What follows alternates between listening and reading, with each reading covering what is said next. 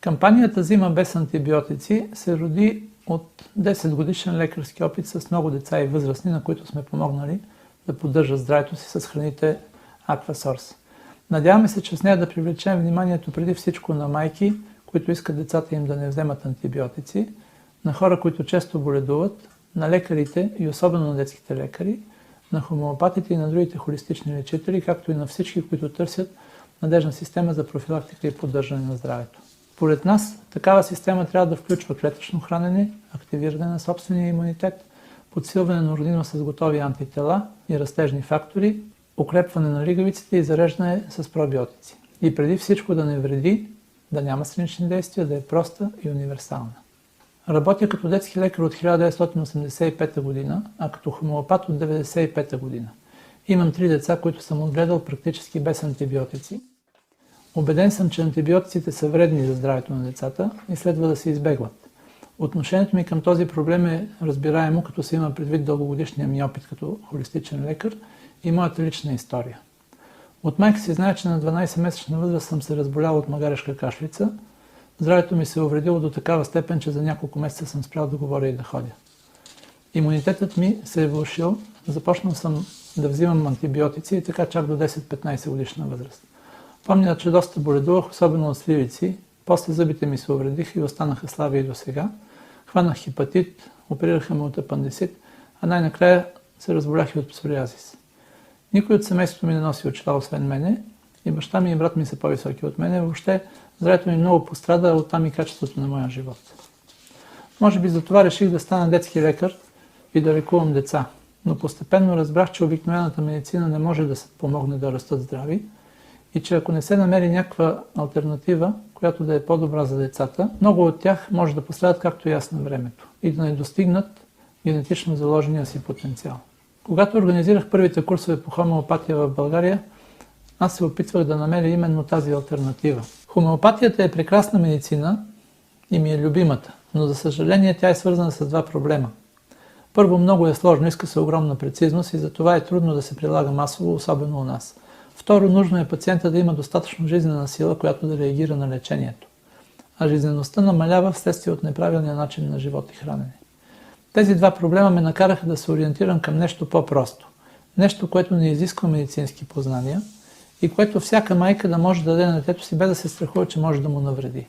Така стигнах до идеята за правилното хранене и продуктите Aquasource и се концентрирах върху така наречените суперхрани, които са качествени, лесно усвоими, просто за употреба и най-полезни за здравето. Аз не съм абсолютен противник на антибиотиците. Има заболявания, при които не може без тях. Понякога те даже спасяват живота.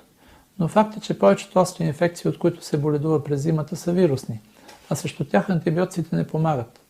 Ние ги даваме профилактично, което не е правилно.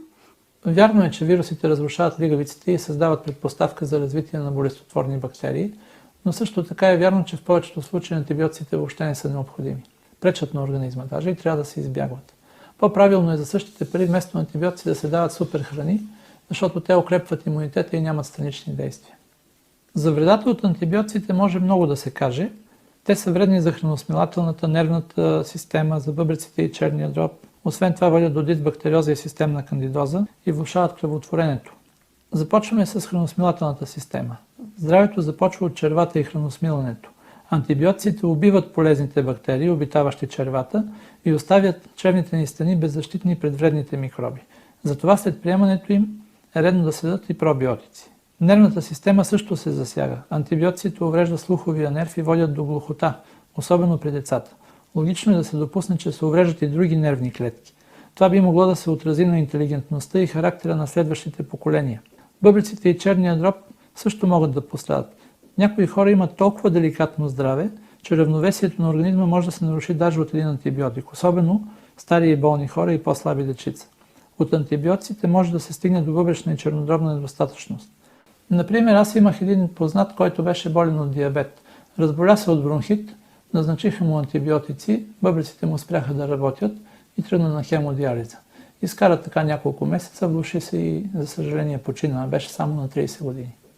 След антибиотиците, често върху лигавиците на червата, дихателната и отделителната система се поселват гъбички, които са много упорити и вредни. Те разраняват лигавиците и ги правят по-пропускливи за алергени и токсини. Така след време може да се стигне до алергии, астма, псориазис, артрит и най-различни други болести. Антибиотиците могат да доведат до анемия, намаляване на белите кръвни телца и влошаване на имунитета. Искам да повторя, че антибиотиците са най-вредни за организма, докато той расте. Затова всички родители трябва да знаят, че има опасност децата, на които се дават често антибиотици, да не реализират заложения в тях генетичен потенциал. Ние, възрастните, можем да си купуваме всякакви глупости, обаче малките деца нямат право на избор. Той им се отнема от нас, техните родители, защото не сме добре информирани. Ето защо ни е нужна точна информация, за да правим това, което е най-полезно за нашите деца.